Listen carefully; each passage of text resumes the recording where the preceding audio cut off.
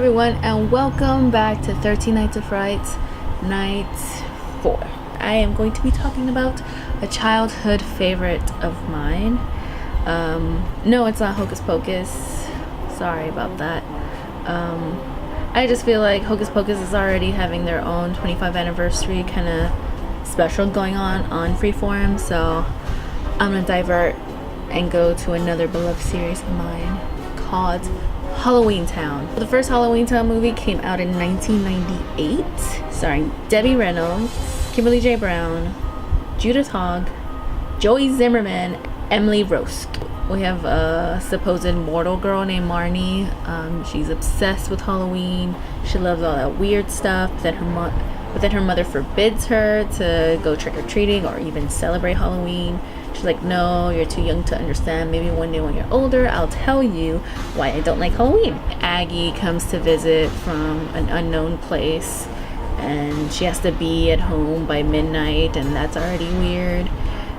It isn't until Marnie and her brother Luke and sister Sophie go and follow her into this bus going to Halloweentown, where she discovers, like, oh my god, my grandma's a witch, and I am too. So then the story progresses as we find out that Aggie has to fight an evil force that's trying to take over Halloweentown. And then the mother gives in, and then she lets Marnie practice witchcraft and all the other siblings as well. The series has a total of 4 films. The second one, Calabar's Revenge, came out in 2001.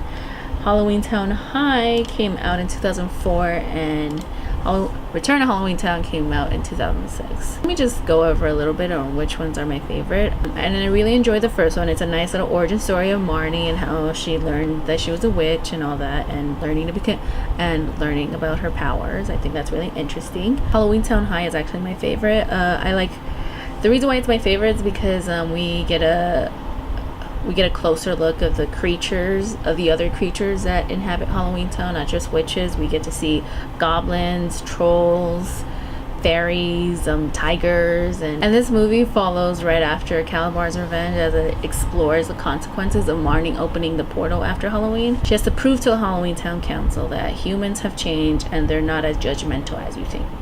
About your proposal to send a dozen Halloweentown students to high school in the human world, I say that if the portal's open, we might as well use it, right?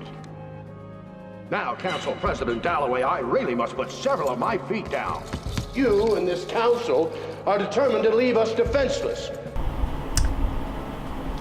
Girl, you are wrong. Humans are very judgmental. It's their nature. Always will be. I really liked Aggie in this movie more. She was a lot more funny.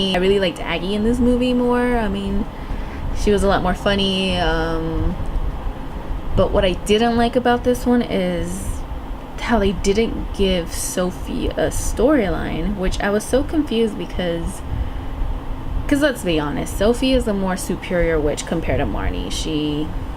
In the first movie, she figured out the spell of how to light up that little rod stick. She helped Marnie open the portal in Calabar's Revenge. She is a lot more talented than Marnie, and the fact that they only gave her 2 lines in Halloweentown High was just mind-boggling for me. And she was so important in the first 2 films. Why did you guys completely shut her out and just have her featured only twice? I did look up that the actress who played Sophie retired acting after Halloweentown High was finished. So I wonder if it's because they didn't give her shit to do, and then she's like, okay, I'm done. That could be a reason. Calabar's Revenge was really boring for me. That's the one that I just avoid watching. I try to marathon all of them, but Calabar's Revenge is just so boring for me, and I just end up falling asleep as I'm watching it.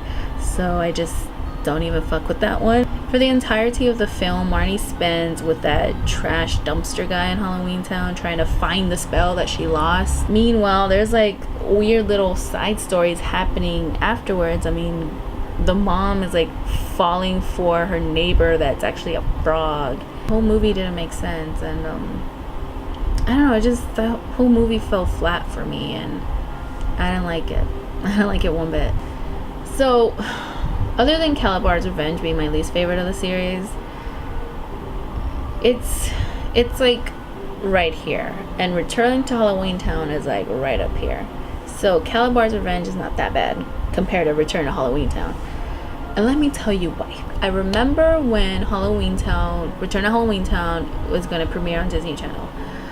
And I saw the commercial for it, and I saw the name, like, ooh, it's coming back, it's coming back. But then I was confused, like, wait, is this an actual Halloweentown movie? Because Kimberly J Brown is not in it. And then I saw the trailer again, and I was like, wait, they just said it, like, introducing Sarah Paxton as Marty Piper. And I'm just like, wait, what? Like, why did they replace her? I actually do know what happened. So, from what I read, and coming from the words of Kimberly J Brown herself, she said that she was completely open to shoot the Return to Halloweentown. She was completely open. She was down for it because from what I see, she loves this role. She takes pictures with people. She does little fan events where she's posing with people as she's dressed as Marnie. I mean, and that's so cool. I think that's so cool. So yeah, she was completely open to it. But from what I assume, the producers of this film fired her. I mean, there could be no other explanation. And she was disappointed because she wasn't even brought back. They didn't even want her back. They were just like, screw you, we're going with Sarah Paxton. And this is no shade to Sarah Paxton at all, but her portrayal as Marnie was not good at all. It was like a different Marnie that I've never met before.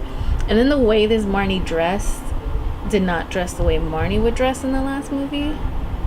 I don't know, do you think it's because Sarah Paxton has a butt chin just like Kimberly J Brown? Disney would think like, oh, people won't notice. We noticed, okay? And we're upset. I'm upset. Because we love our girl Kimberly J Brown. She did the character justice. She was really great in the movies. And again, no shade to Sarah Paxton, but she didn't do a good job with Marnie.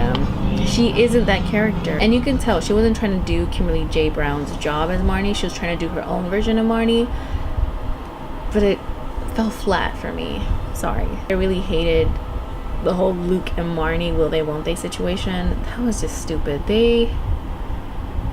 No.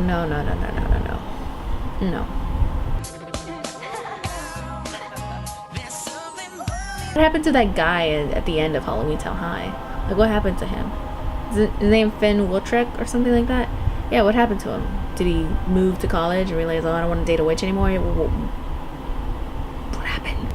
For one, they didn't give Aggie or Debbie Reynolds' character any lines. I mean, she showed up for the movie once. She had a little cameo in a pot when Marnie was talking to her, and yeah, that was it. I mean, that was the last we saw of Debbie Reynolds. I mean, she is so important in this series. Why didn't they give her anything? Did she not want to do this either? I mean, what happened? Almost like if they had multiple screenwriters and they were all writing their scripts separately in their own houses, and they just emailed the scripts to each other at the end. You're like, okay, let's just put this all together. It doesn't have to make sense, and let's just produce this thing. I'm just confused. This whole movie just had me confused, and while I was watching it as a little kid, I was just like, this doesn't seem like a Halloweentown movie. This really sucks. Heading to a new school spells trouble for Marnie Piper. I'm 18 now. I'm going to witch you. Presenting Return to Halloweentown, a Disney Channel original movie featuring High School Musical's Lucas Grabeel, Sarah Paxton, and J. Paul Zimmerman. I have powers nobody else has. Powers I haven't even discovered. So yeah, that concludes this episode of 13 Nights of Frights. And I'll see you guys tomorrow for night 5. Oh, look at that. We're already in the 5th video. That's scary. Bye, guys. There is still a witch among us.